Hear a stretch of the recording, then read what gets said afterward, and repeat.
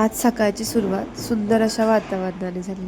हाय, मी गौरी. श्री स्वामी समर्थ. आज होता संडे. ऑफिसला तर सुट्टी होती, पण कामाला नव्हती. आज गेलो होतो शेतात. का तर आज मका लावायची होती.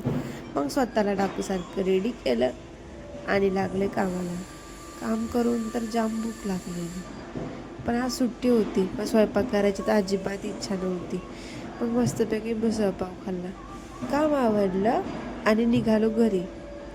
गावाकडे राहण्याची एक वेगळीच मजा असते ना, कारण प्रत्येक गोष्ट अनुभवायला मिळते. असा होता आजचा माझा दिवस.